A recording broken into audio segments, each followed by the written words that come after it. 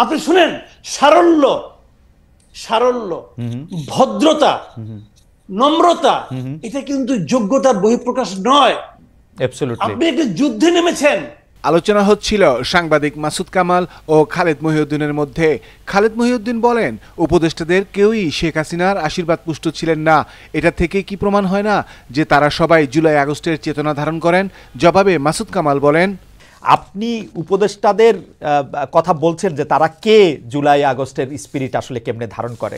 তা আমার কাছে সাধারণ একটা লিটমাসের কথা আমি বলছিলাম, যেহেতু তারা শেখ হাসিনার সাথে, শেখ হাসিনার সুবিধার জায়গা থেকে শেখ হাসিনার সাথে তারা হাত মেলান নাই, শেখ হাসিনার ইয়াতে খপ্পরে গিয়া পড়েন নাই, বা ভালোবাসায় গিয়া পড়েন নাই, বা সেই জন্যই তো তাদেরকে বলা যেতে পারে যে তারা এই স্পিরিটের মধ্যে ছিলেন। আপনি একটু কন্টিনিউ করেন, আমি পরের প্রশ্নটা একটু করতেছি আপনাকে। এটা না, আপনার এই লজিকটা এখানে আমি মনে করি গ্রহণযোগ্য নয়। গ্রহণযোগ্য নয় এই কারণে, শেখ হাসিনার সঙ্গে ছবি তুলনায় এমন লোকের সংখ্যাই কিন্তু বেশি। শেখ হাসিনার সঙ্গে যে তেল মারে নাই এমন লোকের সংখ্যা এই দেশে বেশি ছিল। তো আমি বলেছি, যারা তেল মারে নাই, যারা তার সঙ্গে ছবি তুলে নাই, তাদের মধ্যে যোগ্যতা, এক একটা কাজের জন্য এক একজন লোক যোগ্য হয়। সেই যোগ্য লোকটাকে যোগ্য জায়গায় বসানো হয় নাই। সে কারণেই আমি এই সরকারের সাফল্য নিয়ে সন্দেহ পোষণ করেছিলাম। আমি আপনাকে একটা সিম্পল উদাহরণ দিয়ে বলি। এই বাকের মজুমদার, আপনি বললেন যে ও রাজপথে ছিল, ঠিক আছে ছিল। ও রাজপথে থাকাকালীন যাই যে ওকে বলতেন যে, বাকের তুমি ভাই আন্দোলনটা খুব মন দিয়ে করো, কারণ যদি তুমি এই আন্দোলন করে শেখ হাসিনার পতন ঘটাইতে পারো, তাহলে আমরা নূরজাহান বেগমকে দায়িত্ব দেবো দেশের স্বাস্থ্য ব্যবস্থাকে ঠিক করার জন্য। ও কি বলতো আপনাকে? ভাবেন তো একটা কথা, ও কি বলতো? ভাই নূরজাহান বেগম জিনিসটাকে, উনি কে? উনি স্বাস্থ্য ব্যবস্থার কি বুঝেন? উনি কিভাবে একটা এরকম গণ অভ্যুত্থানের পর একটা নতুন সরকারের স্বাস্থ্য ব্যবস্থাকে ঠিক করবেন? সেই কাজটাই কিন্তু করা হয়েছে। নূরজাহান বেগমকে, গৃহবধূ একজন মানুষকে ঘরের থেকে ডেকে এনে ওনাকে দেওয়া হয়েছে স্বাস্থ্য ব্যবস্থা ঠিক করে। কিন্তু কামাল ভাই, এইটা তো লিডারের চয়েস। আমরা কিন্তু দেখেছি যে কোচ অনেক সময় সবচেয়ে ভালো খেলে আসা লোকটাকেও খেলায় না। আপনি তো আমার পয়েন্টটা বলে দিচ্ছেন ভাই, আমি তো ওই কথাটাই বলছি, এটা লিডারের চয়েস। জি, and that was the tragedy. আমাদের লিডারের একটা ব্যাড চয়েস। আমাদের লিডার এমন একটা চয়েস, ওই চয়েসটা দেখার পরেই তো আমি মন্তব্য করেছি যে এরা পারবে না, চয়েসটা ভালো হয়নি। উনি চয়েস করার সময় উনি সিরিয়াস ছিলেন না। আমি এই কথাটাই বলছি, বারবার বলি যে আমরা যে গভর্নমেন্টটা পেয়েছি, একটা নর্মাল গভর্নমেন্ট এবং একটা গণ অভ্যুত্থানের গভর্নমেন্ট আকাশ পাতাল পার্থক্য হবে তার প্রত্যেকটা চিন্তা, তার প্রত্যেকটা আচরণের মাধ্যমে। অথচ আমরা একটা তারা হবে শার্প, তারা হবে তাৎক্ষণিক। আমরা একটা গভর্নমেন্ট পেয়েছি লেথার্জিক গভর্নমেন্ট। আমি এই কথাটাই বলেছি, এবং তারা নন সিরিয়াস গভর্নমেন্ট। আপনি দেখেন, আমি একটা সিম্পল একটা উদাহরণ দিয়ে বলি আপনাকে। আপনি তো অনেক লোকের অনেক ইন্টারভিউ নিয়েছেন, দেখেছেন। আপনি নুরুল কবির সাহেব যে ইন্টারভিউটা নিলেন আমাদের ইউনূস সাহেবের, বলা হয়ে থাকে এ যাবৎকালে এটা হলো বেস্ট ইন্টারভিউ। আমিও তাই বলি। কিন্তু ভাবেন তো, যখন নাকি উপদেষ্টাদের যোগ্যতা নিয়ে, ওনার যোগ্যতা নিয়ে নুরুল কবির প্রশ্ন করলেন, উনি কি বললেন? উনি বললেন যে আমি তো এই জগতের লোক না, আমাকে জোর করেছে নিয়ে এসেছি, আমি কিছু জানি না, আমি বোঝার চেষ্টা করতেছি, দেখতেছি কি হয়, দেখি কতটুকু করা যায়। তারপর যখন বললেন যে আপনার উপদেষ্টা তো অনেক কিছু পারছেন না, ওনাদেরকে আমি কি বলবো, আমি নিজেও তো পারি না, তো ওনাদেরকে আমি কিভাবে বলবো? আপনার এই কথাগুলো শুনতে মনে হয় যে না, কি বিনয়ী লোক, কি সুন্দর লোক, নিজের কথা স্বীকার করলেন। আপনি আমাকে বলেন ভাই, এটা কি ট্রায়াল এন্ড এরর ভিত্তিতে কাজ করার জায়গা?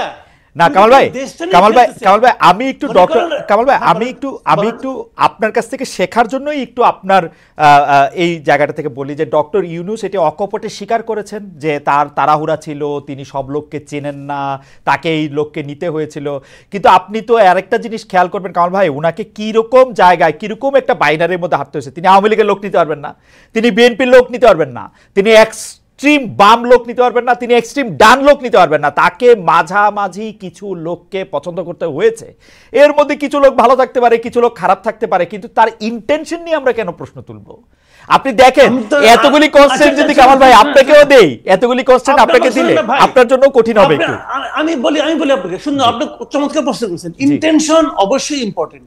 আপনি একটা ভালো ইন্টেনশন নিয়ে একটা খড়ের গাদায় একটা মেসের কাঠি জ্বালাই দেন, জ্বলবে না আগুনটা ভাই? জ্বলবে। জ্বলবে। ইন্টেনশনে কিন্তু আগুন নিভাবে না, রাইট, ইন্টেনশনে কিন্তু তাপ কমাবে না, রাইট, সেই তাপটা তো আমার গায়ে লাগতেছে। আপনি শুনেন, সারল্য, সারল্য, ভদ্রতা, নম্রতা, এটা কিন্তু যোগ্যতার বহিঃপ্রকাশ নয়।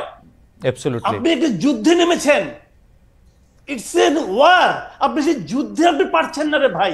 আপনি বলছেন যে আমি দেখি ট্রায়াল এন্ড এরর বেসিসে। শুনেন, আপনার সামনে দিকে তার ছিল, খোলা তার, একজন আপনাকে বললো ভাই তারটার মধ্যে কি ইলেকট্রিসিটি আছে?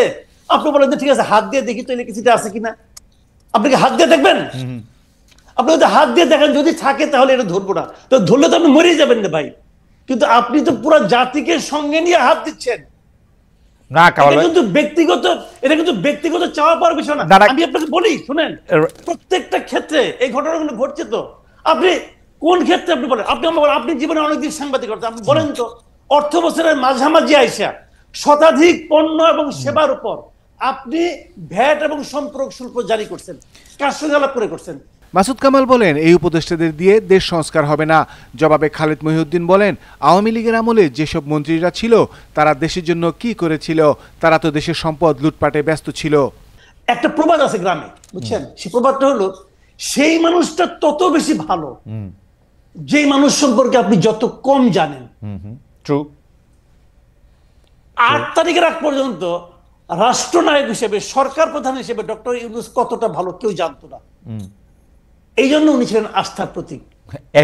যে উনি সরকার প্রধানের দায়িত্ব নিলেন, যেই মাত্র উনি সরকার প্রধানের দায়িত্ব নিলেন, নিয়ে উনি একটা উপদেষ্টা পরিষদ গঠন করলেন।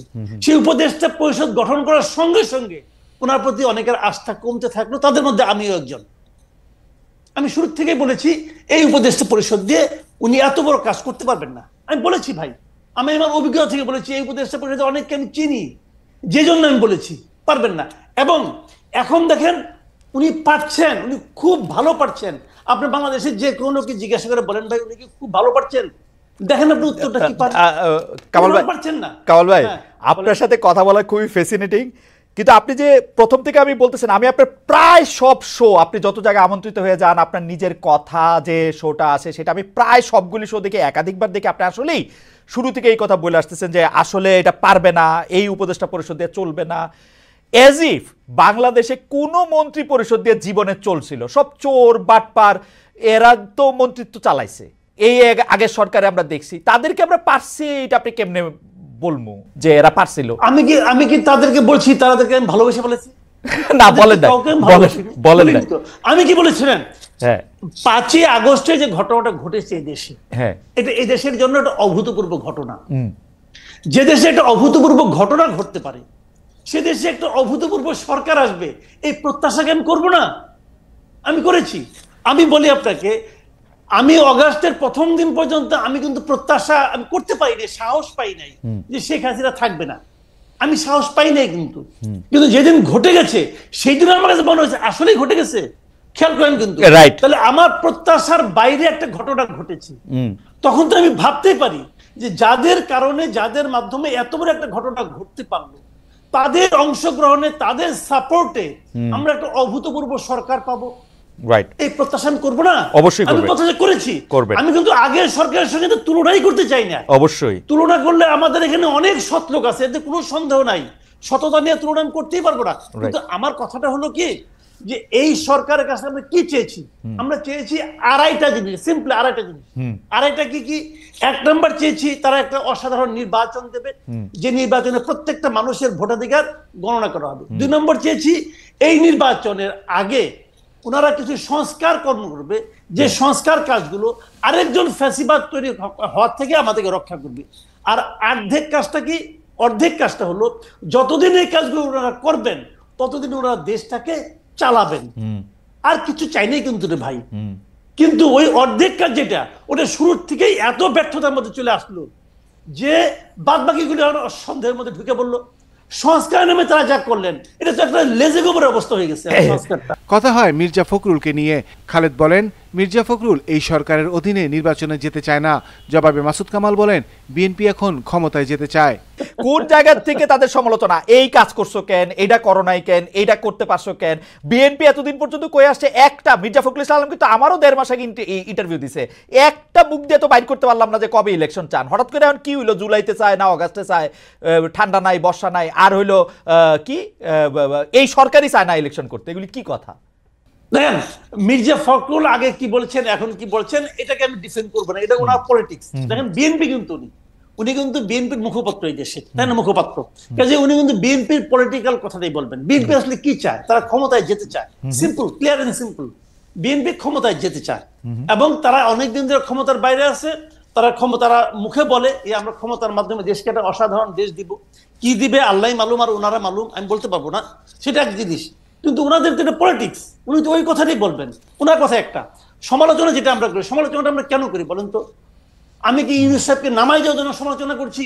নো, আমি চাচ্ছি যে ইউনূস সাহেব যেন ঠিক কাজটা করেন। ওকে, এবং এটা করার জন্য বারবার ওনাকে হ্যামারিং করতেছি, ভাই আপনি ঠিক কাজটা করেন, ঠিক কাজটা করেন। উনি কি ঠিক কাজটা করতে পাচ্ছেন না। উনি কি এই আমি এটাকে বিপ্লব বলেন না গণ অভ্যুত্থান বলেন, জুলাই বিপ্লব বলি, জুলাই গণ অভ্যুত্থান, কিন্তু বাকি এখানে আছে, ওকেও আমি আপিল করতেছি উনিও বলুক যে এই যে উনার যে উপদেষ্টা পরিষদ উনি গঠন করেছেন, উনি তো জুলাই বিপ্লবের ফসল। উনার এই উপদেষ্টা পরিষদ তারা কেউ কি এই জুলাই বিপ্লবের চেতনাকে ধারণ করে?